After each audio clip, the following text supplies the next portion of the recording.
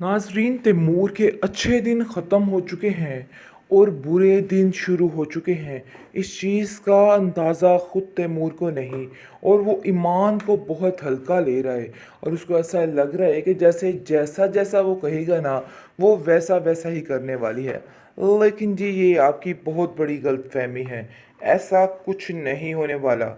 जो लड़की तुम्हारे घर तक तुम्हें पकड़ने के लिए निकल चुकी है, वो कुछ भी कर सकती है।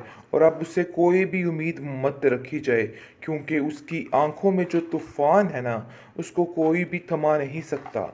बात ये तय है कि बिलाल भी काफ़ी डरा हुआ है, लेकिन वो इसको लेके डरा है कि कहीं ऐसा ना हो कि तैमूर इसको कोई नुकसान पहुंचा दे, क्योंकि वो उसकी खसलत से बड़े अच्छे तरीके से वाकिफ़ है कि वो अपनी अना की खातिर कुछ भी कर सकता है। इसलिए आप देखेंगे कि वो साफ साफ तैमूर को वार्न करता है कि अगर ईमान को कुछ हुआ ना, तो वो उसे नहीं छोड़ेगा।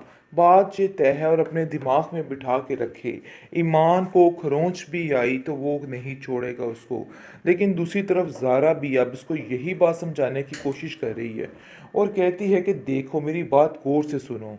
अगर तुमने उसको, ईमान को कुछ करने की कोशिश की, तो ये बात जहन में रखना कि वो अब कमज़ोर नहीं है, पहले जैसी नहीं है कि तुम्हारी हर चीज़ को बर्दाश्त करके यहाँ से चली जाएगी।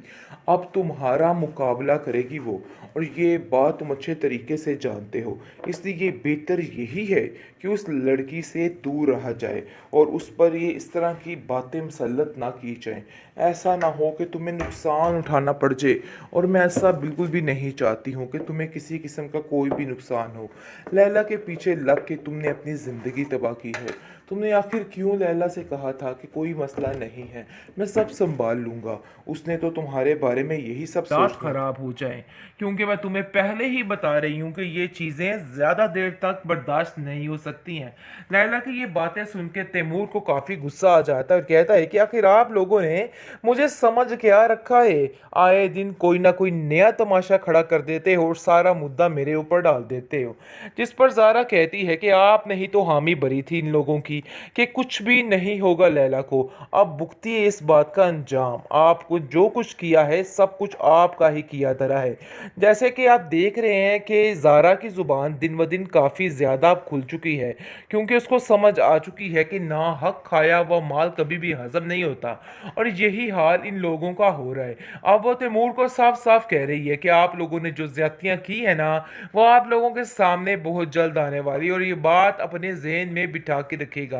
तैमूर कहता है कि मैं सारा मामला देख लेता हूँ, बहुत जल्द ये जो असिस्टेंट कमिश्नर बनी हुई है, इसका भी सारा मामला देख लिया जाएगा। इसलिए परेशान होने की या ज़्यादा उछलने कूदने की कोई भी ज़रूरत नहीं है। और वैसे भी ईमान कुछ भी नहीं कर सकती है। बस देख लेना, बस एक दफ़ा मेरी मुलाकात डीसी से हो लेने दो, फिर देखना कि इसका मैं हाल क्या करवाता और सारा मामला रफा दफा कैसे करवाता। आगे से आप देखेंगे कि वो कहती है कि बस देख लेना कि अब जो कदम रखना है फूक फूक कर ही रखना पड़ेगा, क्योंकि मुझे नहीं लगता कि मामला ठीक होगा। मामला खराब हो रहा है, ठीक नहीं। ये बात तुम्हें भी समझ आ रही है, लेकिन फिर भी बेचारी खामोशी से बर्दाश्त कर रही है। दूसरी तरफ लैला काफी ज्यादा परेशान है और तैमूर को जाके कहती है कि जितनी जल्दी हो सके मेरे भाई को वापस लाओ, क्योंकि अब जो कुछ हो रहा है सारा कुछ तुम्हारी वजह से हो रहा है। तुमने ही ये सब कुछ किया है, तुमने ही मुझे कहा था कि इन नोटिस वगैरह पर ध्यान देने की कोई भी जरूरत नहीं है। रस्सी जल गई मगर बल नहीं गया। यही हाल तैमूर का है। इतना कुछ हो जाने के बावजूद इन लोगों का ऐसा हश्र हो रहा है, लेकिन फिर भी इन लोगों को समझ नहीं आ रही कैसी दीदा दिलेरी से ये बंदा ईमान के पास पहुंच जाता है और वहां पे जाके उसको जलील करता है, और उसको कहता है कि आखिर तुम्हारी हिम्मत कैसे हुई यहाँ पर आने की। जिसको सुनकर वो कहती है कि मैं एक पल नहीं लगाऊंगी कि तुम्हें जेल की सलाखों के पीछे सारी जिंदगी के लिए जला सकती हूँ, और ये बात तुम बड़े अच्छे तरीके से जानते हो। इसलिए मैं चाहती हूँ कि तुम यहाँ से फौरन चले जाओ, क्योंकि यहाँ पे तुम्हारा रहना सरासर गलत है, और जो कुछ मैंने किया है मुझे किसी बात पे कोई पछतावा नहीं है। जिस पर तैमूर काफ़ी हैरान होता है कि आखिर कल तक जो एक बुज़दिल लड़की थी, बेवकूफ़ लड़की थी, आज इतनी समझदारी वाली बातें कैसे करने लगी। अभी तो वो बिलाल के बारे में वाकिफ़ से नहीं है, वो उसको नहीं जानते कि आखिर वो क्या चीज़ बन चुका है। जब वो उसके बारे में समझेंगे तो फिर जाकर उनको अंदाज़ा होगा कि आखिर क्या मामलात हुए हैं और क्या नहीं हुए हैं।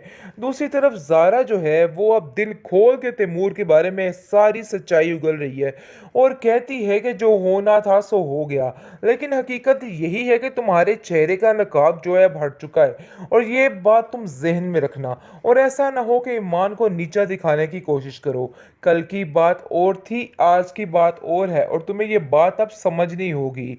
जिसको सुनकर वो कहता है कि तुम्हें मेरी तरफ से फिक्र करने की कोई भी ज़रूरत नहीं है।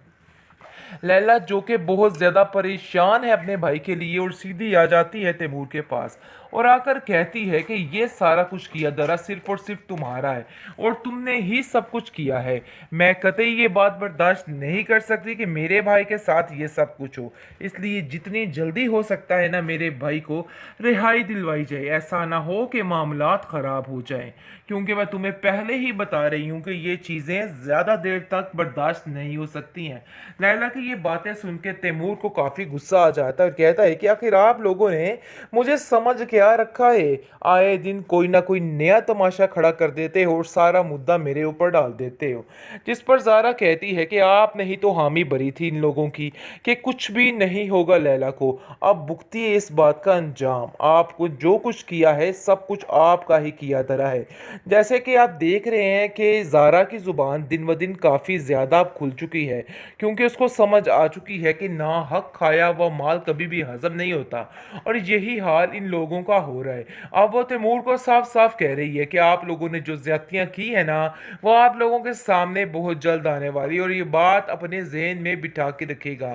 तैमूर कहता है कि मैं सारा मामला देख लेता हूँ, बहुत जल्द ये जो असिस्टेंट कमिश्नर बनी हुई है इसका भी सारा मामला देख लिया जाएगा, इसलिए परेशान होने की या ज़्यादा उछलने कूदने की कोई भी ज़रूरत नहीं है। और वैसे भी ईमान कुछ भी नहीं कर सकती है। बस देख लेना, बस एक दफ़ा मेरी मुलाकात डीसी से हो लेने दो, फिर देखना कि इसका मैं हाल क्या करवाता और सारा मामला रफा दफा कैसे करवाता। आगे से आप देखेंगे कि वो कहती है कि बस देख लेना कि अब जो कदम रखना है फूक फूक कर ही रखना पड़ेगा, क्योंकि मुझे नहीं लगता कि मामला ठीक होगा।